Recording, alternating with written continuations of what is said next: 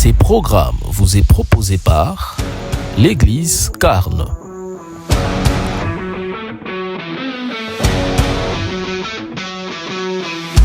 Shalom, bien-aimés, que la grâce du Seigneur Jésus se multiplie abondamment sur vos vies. Nous disons un grand merci à Dieu pour sa grâce, que de nous réunir encore ce soir dans sa présence.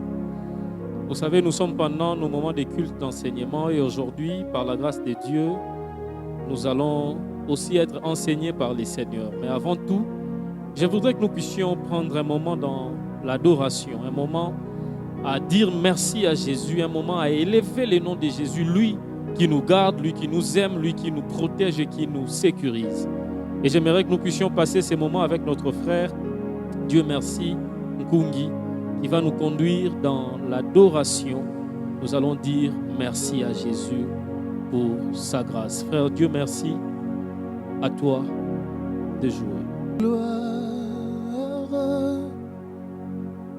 gloire, gloire à l'agneau de Dieu. Tu peux profiter sous cette musique et dire gloire à Jésus. Dis-lui gloire, rends-lui honneur, Gloire, rends-lui des hommages qu'il mérite parce qu'il est ton Dieu. gloire, Alléluia. l'agneau, car il est glorieux et digne de régner. L'agneau est souverain.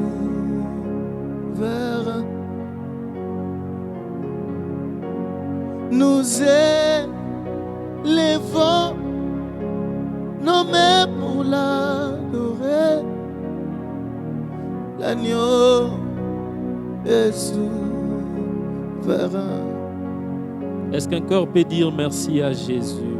Nous Est-ce qu'un cœur peut élever le nom de Jésus? nos voix pour l'adorer. C'est lui qui vit et qui règne à jamais. Est-ce que tu peux le faire ce soir? Fais-le ce soir pour Jésus. Nous t'élevons, Jésus. L'agneau de Nous Dieu. t'élevons, Jésus. Nous t'élevons, Jésus. L'agneau de Dieu. Nous t'élevons, tu es souverain. Nous t'élevons, tu es souverain. L'agneau est souverain de tes promesses. Tu es souverain. Tu es souverain. Nos mains sont levées, nous voulons t'élever, adorer. Nous sommes venus t'élever ce soir, Adonai. Et te célébrer, Adonai. Nous sommes venus t'élever ce soir, toi qui vis et qui règne. Adonai, le Dieu créateur. Nous sommes venus t'élever et toi, l'univers connais nos cœurs, Jésus. est dans ta main, Seigneur. Nous sommes venus t'élever, toi qui nous soutiens. Éternel, étonnant, Alléluia. Adonai. Alléluia. Nos mains sont levées, nous voulons t'élever, t'adorer et te célébrer, Adonai. Tu es le Père de tous ceux qui ont réfi son œuvre. Tu es Dieu. Tu remplis le ciel, Adonai. Est-ce que tu peux dire merci à ton Jésus? Nous voulons te célébrer, te louer. Est-ce que tu peux dire merci à ton Celui Jésus? qui est assis sur le trône, c'est lui. Jésus, nous sommes venus t'élever ce soir. Jésus, nous sommes venus t'adorer ce soir. Tu es le Père de C'est tous toi notre ceux Père. qui ont réfi C'est toi notre son Papa. œuvre. Tu es Dieu. C'est pourquoi ce jour-là, tu disais à tes Tu disciples, remplis lorsque vous priez, les ciels, dites Adonai. notre Père qui es aux cieux. Tu es, Tu es notre Père. Père. Tu es notre Père. Ah ouais, mon Tu Dieu, es notre Emmanuel. Père. Jésus. Jésus. Tu remplis le ciel, Jésus. le ciel, Adonai. Jésus. Jésus. Tu Tu es le Père de tous. Si tu as un cœur qui reconnaît que Dieu est ton Père, j'aimerais que pendant ces moments que tu puisses l'élever. Si réellement tu reconnais être enfant de Dieu et que Dieu est ton Père, profite de cette mélodie pour élever l'agneau de Dieu. Profite de cette mélodie pour élever ton Tu Père. remplis le ciel. Tu es mon Père. Tu remplis le ciel. Je me reconnais comme ton enfant. Je me reconnais être ta brebis, toi mon berger, toi mon Père, Jésus. Osimbi bomoi na ngai.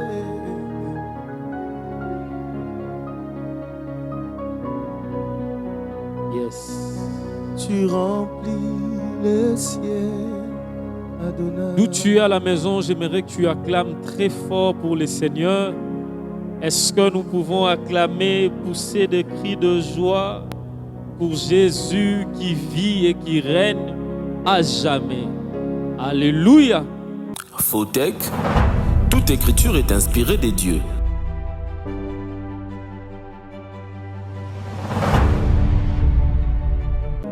Que Dieu vous bénisse, bien-aimés, et que Dieu bénisse abondamment notre frère. Dieu merci pour sa présence ce soir.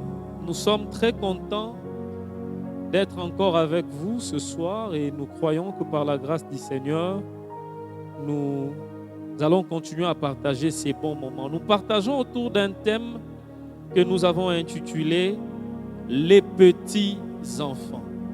Le petits enfants, je nous propose deux textes. Le premier, c'est dans Luc chapitre 18, c'est d'ailleurs notre texte de base. Luc chapitre 18, versets 15 à 17. Et le second, c'est dans Matthieu, toujours le chapitre 18 aussi, mais cette fois-là, le verset 18 à 14. J'aimerais que notre frère Jordan nous aide à la lecture de la parole de Dieu. S'il peut s'approcher pour la lecture.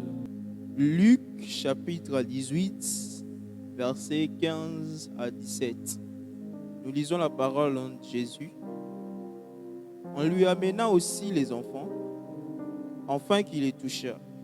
Mais des disciples, voyant cela, reprenaient ceux qui les amenaient. Et Jésus les appela et dit, « Laissez venir à moi les petits enfants, et ne les empêchez pas, car le royaume de Dieu est pour ceux qui les ressemblent. » Verset 17. « Je vous le dis en vérité, quiconque ne recevra pas le royaume de Dieu comme un petit enfant, n'y entrera point. » Matthieu chapitre 18, versets 1 à 4. En ces moments, les disciples s'approchèrent de Jésus et dirent, « Qui donc est le plus grand dans le royaume des cieux? » Jésus, ayant appelé un petit enfant, le plaça au milieu d'eux et dit, « Je vous le dis en vérité, si vous ne vous convertissez pas et si vous ne devenez comme les petits enfants, vous n'entrez pas dans le royaume des cieux. » Verset 4, « C'est pourquoi quiconque se rendra humble comme ces petits enfants sera le plus grand dans le royaume des cieux. » Voilà, nous venons de lire Luc chapitre 18 et Matthieu chapitre 18 pour que nous puissions partager autour de ce thème les petits enfants. S'il faut que je relate l'histoire, dans Luc 18, on nous parle de Jésus à qui on amena les petits enfants pour qu'ils puissent les toucher, les bénir, prier pour eux. Et la Bible dit qu'en ces moments-là, ses disciples repoussèrent les enfants et d'ailleurs leurs parents ou les gens qui les amenaient.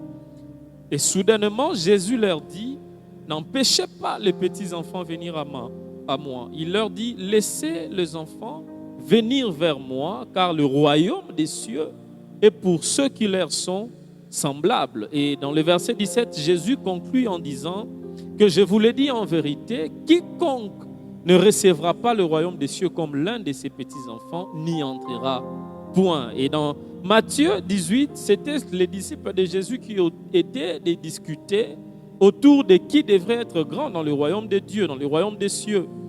Et ils abordèrent Jésus, ils lui posèrent la question de savoir qui d'entre nous est le plus grand dans le royaume des cieux. Alors Jésus, la Bible dit, prit un petit enfant, il le mit au milieu d'eux et il leur dit, si vous ne vous repentez pas, si vous ne changez pas et que vous ne devenez semblable à ces petits enfants, vous n'avez pas droit à hériter le royaume de Dieu.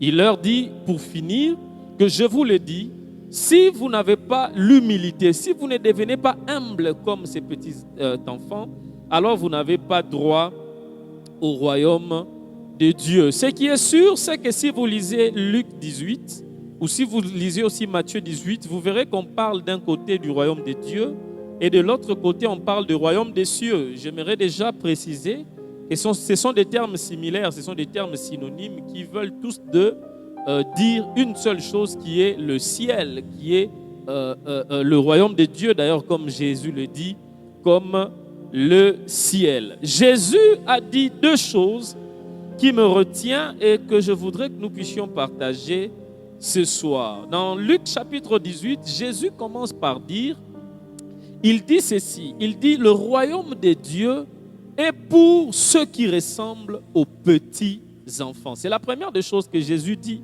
Et la seconde des choses, Jésus dit, quiconque ne reçoit pas le royaume de Dieu comme un enfant ou comme un petit enfant, n'y entrera pas. J'aimerais juste que nous puissions tourner autour de ces deux choses, afin que nous puissions comprendre quelle est la pensée du Seigneur pour nous ce soir. Comme je venais de le dire, la première des choses que Jésus a dit, il a dit, le royaume des cieux est pour ceux qui ressemblent aux petits enfants. Et donc, j'aimerais que ce soir, nous puissions étudier un petit enfant pour que nous puissions avoir dans les petits enfants la leçon que le Seigneur veut que nous puissions tirer et que nous puissions l'appliquer dans nos vies. Mais avant de pouvoir voir les petits enfants sur un plan normal, terrestre comme ça, physique ou psychologique, j'aimerais d'abord que nous puissions voir les petits enfants selon que Jésus lui-même le dit. Dans Luc 18, Jésus a dit, si quelqu'un ne ressemble pas à un petit enfant, il n'héritera pas le royaume des cieux. Vous savez, bien aimés, le royaume des cieux a une porte d'entrée que j'appelle la repentance, la conversion, ou je dirais mieux, la foi au Seigneur Jésus. Pour hériter du royaume des cieux, l'homme doit croire au Seigneur, l'homme doit se repentir, l'homme doit se convertir pour de vrai. La repentance est la clé d'accès au royaume. La repentance, je dirais, est le passeport même pour accéder au royaume de Dieu. Or, Jésus, je venais de le dire dans Luc 18, Jésus a dit, vous ne pouvez pas hériter le royaume des cieux si vous ne ressemblez pas aux petits enfants. Mais maintenant, j'aimerais, comme je l'ai dit ici, que nous puissions voir c'est quoi ou c'est qui ces petits enfants ou quelle est la caractéristique même du petit enfant dont Jésus nous parle. C'est comme ça que nous avons lu la Bible dans Matthieu chapitre 18. Dans Matthieu chapitre 18, les disciples de Jésus étaient en train de discuter autour de la grandeur, autour de celui qui était grand dans le royaume des cieux. Et Jésus, la Bible dit, prit un enfant, il le mit au milieu de ses disciples, puis il dit à ses disciples, si vous ne vous convertissez pas, ou si vous ne changez pas, ou je dirais mieux, si vous ne vous repentez pas, et que vous devenez semblable à ces petits enfants, vous n'hériterez pas le royaume des cieux. Dans le langage de Jésus, on peut remarquer deux choses facilement. Jésus commence par parler de la conversion ou de la repentance. C'est pour nous faire comprendre que la clé d'accès du royaume de Dieu, c'est la repentance. Jésus a dit, si vous ne vous repentez pas, c'est que le premier élément pour pouvoir avoir accès au royaume de Dieu, c'est la repentance. Je sais que je suis en train de parler aux enfants de Dieu. Nous qui nous sommes déjà repentis, nous nous sommes déjà convertis, nous avons déjà donné notre vie au Seigneur Jésus. Mais il y a une deuxième clé que le Seigneur dit. Il dit, si vous ne vous repentez pas, je l'ai dit, nous nous sommes déjà repentis, mais le Seigneur dit, si vous ne devenez semblable à ces petits enfants. c'est qu'au-delà de la repentance, la seconde des clés pour avoir accès au royaume de Dieu, c'est de devenir semblable à un petit enfant. Mais continuons cette lecture de Matthieu chapitre 18. Vous verrez ensemble avec moi que lorsque Jésus parle du petit enfant, Jésus dit ceci. Jésus dit, je vous le dis, quiconque ne sera pas humble comme ce petit enfant n'héritera pas du royaume de Dieu. C'est que selon la pensée de Jésus, il ne suffit pas seulement de se convertir ou de se repentir, mais il convient aussi de devenir semblable à un petit enfant. Or, la caractéristique principale du petit enfant que Jésus nous montre ici, c'est l'humilité. Ce soir, j'aimerais dire à un enfant de Dieu que l'humilité est une clé importante pour ceux qui veulent voir le royaume de Dieu. L'humilité est une clé, et alors une clé très importante pour ceux qui veulent avoir accès au royaume de Dieu. Jésus leur montre un enfant. Il leur dit, voyez comment cet enfant est humble. Et voyez comment, si vous ne ressemblez pas à cet enfant, vous ne pourrez pas accéder au royaume de Dieu. Vous savez, bien aimé, l'humilité, je la définis toujours comme mon père spirituel le dit. L'humilité est ce sentiment-là de voir, de considérer ou de regarder les autres comme étant supérieurs à soi. L'humilité est un sentiment qui te pousse à voir comme si tes frères étaient beaucoup plus supérieurs à toi. Et à chaque fois que l'homme n'a pas ce sentiment de voir les autres comme s'ils étaient au-dessus de lui et que lui était au-dessus de tout le monde, c'est ces sentiments-là maintenant qu'on appelle l'orgueil. C'est que le Seigneur veut nous faire comprendre ici, c'est que nous devons toujours être en mesure de voir les autres, de regarder ou de considérer les autres comme s'ils étaient supérieurs à nous. Et c'est le grand problème qui touche la vie de beaucoup d'enfants de Dieu.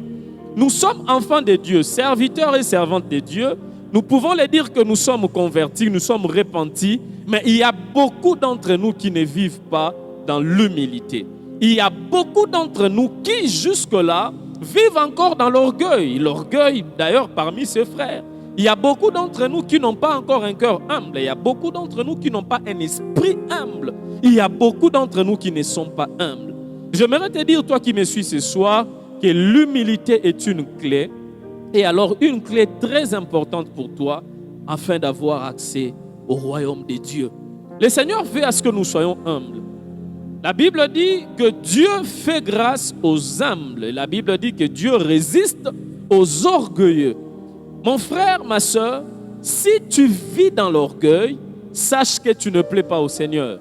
Si tu vis encore dans l'orgueil, sache que tu attires la colère de Dieu dans ta vie. Si tu vis encore dans l'orgueil, sache que tu chasses et tu repousses même la grâce de Dieu dans ta vie. Parce que l'Écriture dit que Dieu, lui, il fait grâce aux humbles. Et donc, dès lors que tu ne vis pas dans l'humilité, que tu vis encore dans l'orgueil, tu es en train de résister au Seigneur et le Seigneur résistera à toi aussi.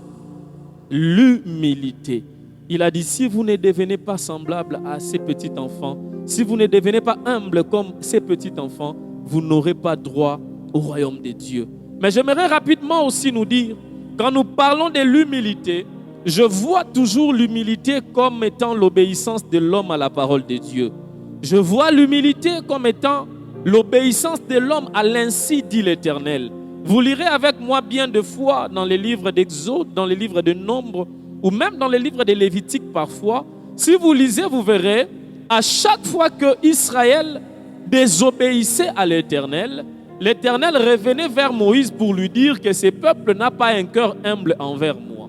À chaque fois qu'Israël faisait ce qui ne plaisait pas à Dieu, Dieu s'adressait à Moïse pour lui dire, ton peuple que tu gères n'a pas un cœur humble. C'est que le Seigneur compare l'écoute à sa voix à l'humilité et il compare la rébellion à sa parole à l'orgueil.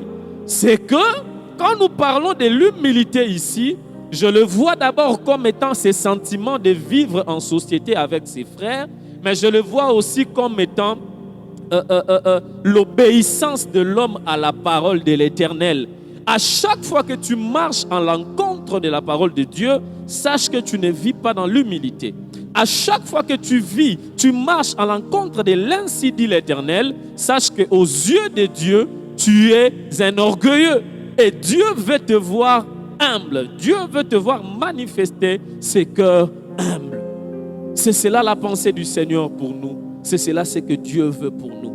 Mais j'aimerais aussi rapidement, avant de parler de la deuxième chose et de conclure, j'aimerais rapidement voir cet acte prophétique qui a été fait entre Jésus, ses disciples et l'enfant. Regardez, la Bible dit, les disciples de Jésus voulaient savoir qui était grand parmi eux dans le royaume de Dieu. Et la Bible dit que Jésus prit un petit enfant, il le plaça au milieu de ses disciples pour se servir de cet enfant comme exemple. C'est-à-dire, quand Jésus prend l'enfant, il se sert de lui comme un exemple. Le Seigneur veut juste par cet acte nous démontrer aussi quelque chose. Ce que le Seigneur veut nous démontrer, c'est que lorsque nous recevons le royaume de Dieu et que nous nous faisons semblables à un enfant, nous devons par ailleurs devenir un exemple pour les autres. Cet enfant était un exemple que le Seigneur s'était servi pour parler à ses disciples. C'est que le Seigneur veut nous faire comprendre que lorsque nous entrons ou nous montons dans la dimension de devenir enfants selon le royaume de Dieu, nous devons devenir un exemple pour les autres. Bien-aimés, s'il y a quelque chose que nous devons toujours désirer, c'est celui ou celle de devenir un modèle pour les autres. Si un enfant de Dieu a quelque chose à désirer dans sa vie, c'est celle d'être un modèle pour les autres. Il faut que makolinga ke bandeko mususu kati na nkolo bakoma kobeta lisolo na yo positivement que nga nakoma ko préférer na landa trace ya frère tel parce que nazomona lolenge na ya kotambola na nzambe za lolenge oyo esengeli. C'est la raison pour laquelle vous verrez dans le livre d'Hébreux chapitre 13, l'auteur du livre d'Hébreux en écrivant, il dit ceci, il dit: souvenez-vous donc de vos conducteurs et imitez leur foi. C'est que quand il dit souvenez-vous de vos conducteurs et imitez leur foi, c'est que dans la foi des conducteurs ou dans la marche de conducteurs étant chrétiens, ils étaient des modèles, ils étaient des exemples et les chrétiens pouvaient le suivre. Bien-aimé dans le Seigneur, j'aimerais que tu saches ce soir que Jésus t'appelle dans la dimension de devenir enfant. Et dans cette dimension d'être enfant, tu dois avoir un cœur humble envers ton frère, un cœur humble envers Dieu, et tu dois devenir un exemple pour les autres. Alléluia. Tu dois devenir un exemple pour les autres. Ceux-là qui ressemblent aux enfants ont ce genre de caractéristiques. Ils sont humbles entre eux, humbles entre ses frères. Ils sont humbles envers Dieu et ils deviennent des modèles pour les autres. Linga bien-aimé, comme modèle pour nabandeko mususu. Ba frère o bazua na simana yo ba koma au moins kokoma ko lobaga ngana koma ko préférer le lenge frère o atamboelaga. Quand tu deviendras un modèle pour les autres, alors sache-le que tu deviens réellement un petit enfant aux yeux de Dieu. Il y a beaucoup de gens aujourd'hui aux alatants sous modèle pour nabatouté. Les gens battu belé les lots, ba frère, ba ko jouer comme exemple. Les gens battu belé les lots, ba tu ba ko sa vie na lo la exemple te pour nabatou mususu. Justement parce que tu ne veux pas devenir un enfant de Dieu. Mais rapidement pour que nous puissions finir, Jésus a dit dans Luc 18, là où nous avions lu, Jésus a dit: quiconque ne reçoit pas le royaume de Dieu comme un enfant, n'y entrera pas. Ça, c'est Jésus. Jésus il dit: quiconque ne reçoit pas le royaume de Dieu comme un enfant, n'y entrera pas. Et dans cette parole de Jésus, maintenant, j'aimerais que nous puissions voir quelle est la caractéristique de la réception d'un enfant. Parce que Jésus dit, quiconque ne reçoit pas, c'est-à-dire, il faut que nous puissions aller vers un petit enfant pour voir de quelle manière un petit enfant reçoit quelque chose. Vous savez, le royaume de Dieu, en réalité, est une promesse. Parce que dans Jean 14, Jésus a dit, je m'en vais vers le Père, là, je m'en vais vous préparer une place et je reviendrai vous prendre. C'est que le royaume de Dieu dont on parle ici, en réalité, c'est une promesse que notre Père Jésus nous a faite. Et maintenant, voyez un petit enfant et voyez de quelle manière un petit enfant réagit face à la promesse de son père. Psychologiquement parlant, si on voit un petit enfant et on voit son père lui promettre quelque chose, ce que je vois dans les petits enfants, c'est la foi aveugle. Un petit enfant croit aveuglément à son père parce qu'il sait que mon père finira par accomplir ce qu'il m'a dit. Quand un père promet quelque chose à son enfant, l'enfant ne tient pas compte des situations financières de son père. L'enfant ne tient pas compte de capacité de son père. Il ne sait pas si son père peut ou ne pas le faire. Tout ce qu'un enfant sait, il sait que mon père le fera. C'est que quand le Seigneur Jésus nous dit que quiconque ne reçoit le royaume de Dieu comme un enfant n'y entrera pas, Jésus voudrait nous amener dans la dimension de la foi aveugle. Jésus voudrait nous amener à la dimension de croire aveuglement en lui. Vous savez, comme je l'ai dit ici, le royaume de Dieu est une promesse. Et le royaume de Dieu étant une promesse, nous sommes tenus de l'obligation de croire aveuglement au Seigneur Jésus, sachant que tôt ou tard, il fera quoi? Il accomplira cette promesse. Oui, aujourd'hui, le cœur des gens soupire parce qu'on s'est dit, il y a de cela 2000 ans depuis que Jésus a promis, il ne l'accomplit toujours pas. Mais si nous recevons ce royaume comme un enfant, nous aurons une foi aveugle. Nous aurons toute notre foi et toute notre confiance envers l'homme qui nous avait promis notre Père, c'est-à-dire le Seigneur Jésus. Et de là, nous pouvons facilement croire que ce qu'il nous a promis, il finira par l'accomplir.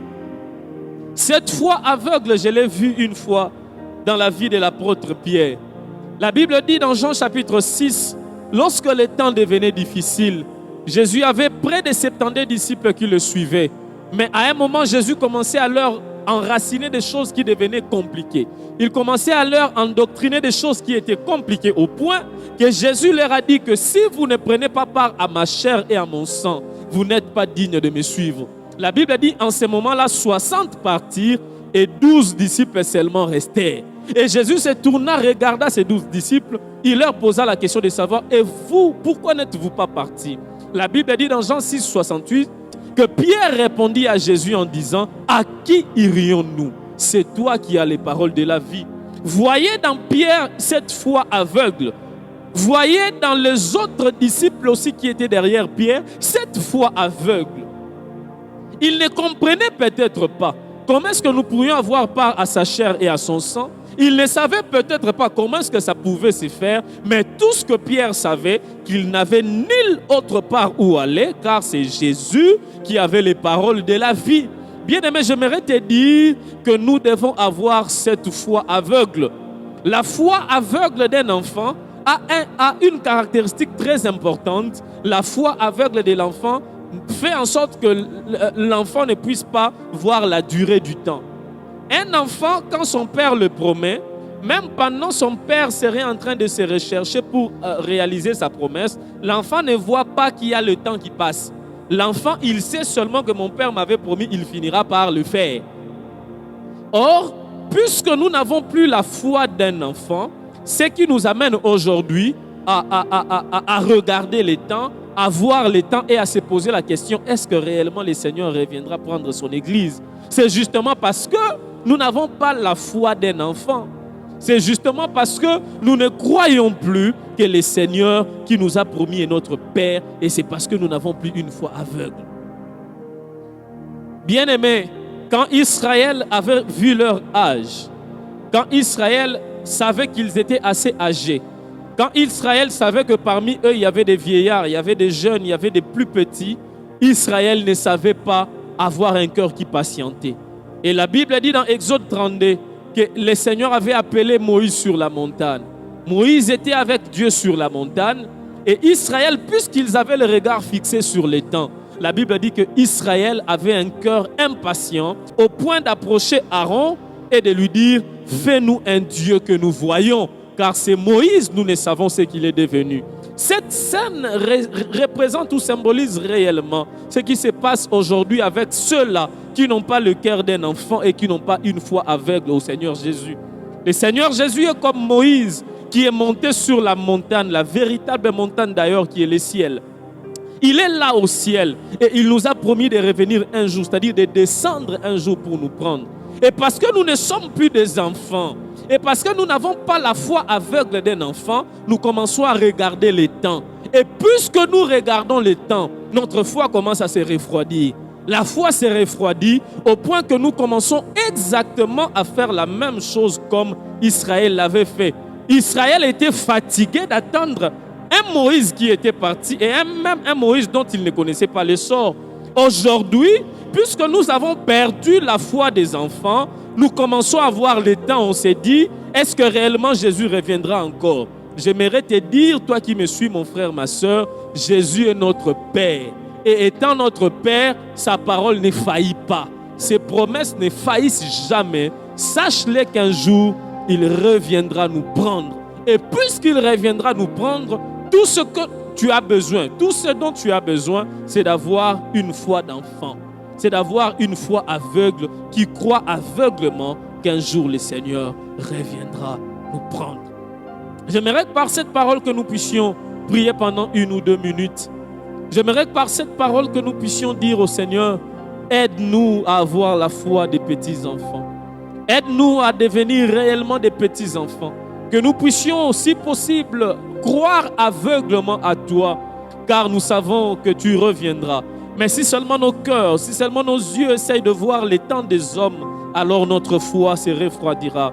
Alors notre foi faillira. Mais accorde-nous la grâce de demeurer auprès de toi comme des enfants. Sous cette belle mélodie du Faire Dieu merci, j'aimerais que tu puisses plonger ton cœur dans la prière et dire à Dieu, accorde-moi la grâce. Accorde-moi la grâce de devenir réellement un petit enfant pour toi. Est-ce que nous pouvons prier? Au nom de Jésus, prions. Alléluia. Alléluia. Aide-nous, Jésus. Aide-nous, Jésus. Aide-nous, Jésus. Aide-nous, Jésus. Aide-nous à avoir une depuis foi le cœur d'enfant. de Dieu. Aide-nous, Jésus. Aide-nous à avoir le cœur des enfants. Aide-nous, Jésus. Aide-nous à avoir ce cœur-là d'enfant.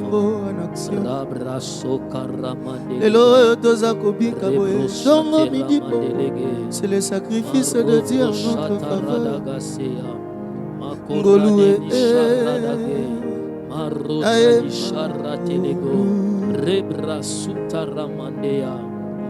Ngolue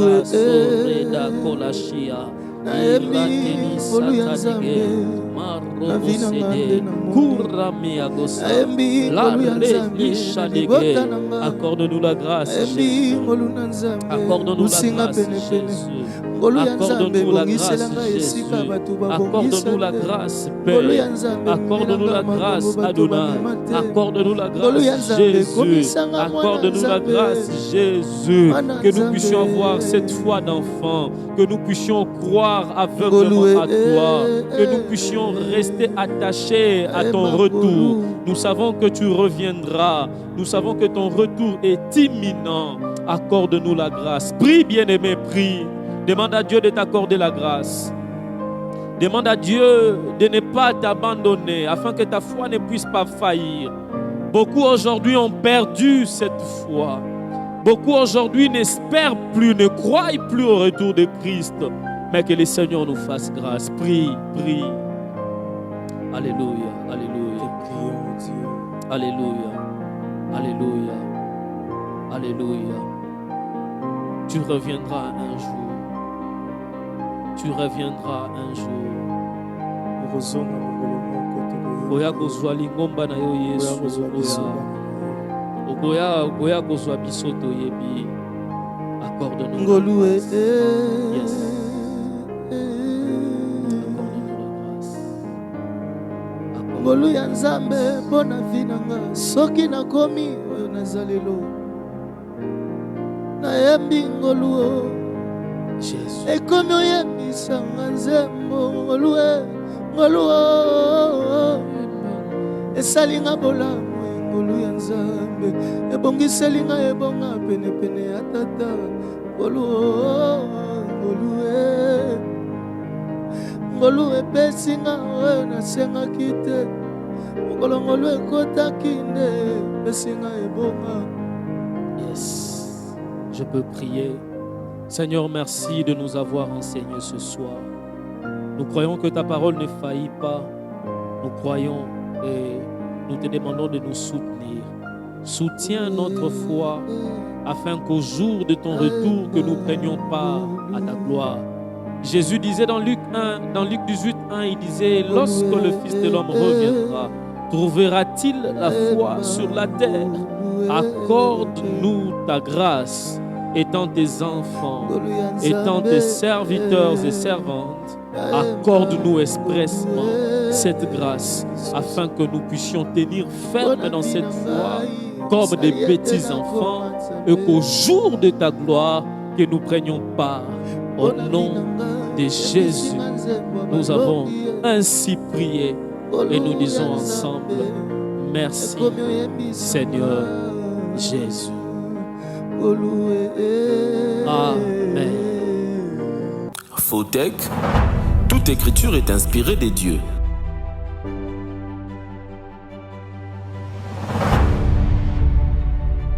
Bien-aimés, soyez bénis.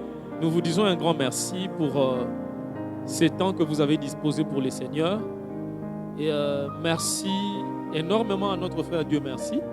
Merci à toute l'équipe, les frères Jordan, les frères Guélaï. Que Dieu vous bénisse et que Dieu bénisse toute l'église Karnengaba. Merci aux hommes de Dieu qui ont été présents aujourd'hui. Papa Raphaël, que Dieu en tout cas vous bénisse abondamment. Retrouvons-nous le mercredi prochain pour notre prochain culte d'enseignement et nous croyons que par la grâce de Dieu, le Seigneur ne manquera pas à nous inspirer de quoi est-ce que nous devions encore parler. Contactez-nous au plus 243 85 89 81 594, c'est notre numéro WhatsApp, ou aussi au plus 243 81 15 16 454. Par tous les deux numéros, vous m'aurez, moi-même, le frère sacré à Lobo. Que Dieu vous bénisse et qu'il se souvienne de toute votre constance pour lui. Soyez bénis.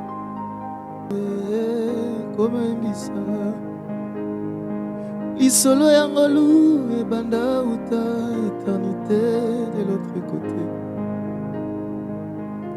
Depuis le cœur de Dieu, Nzamba kanisaki ndenge nini akolomola moto na pasi.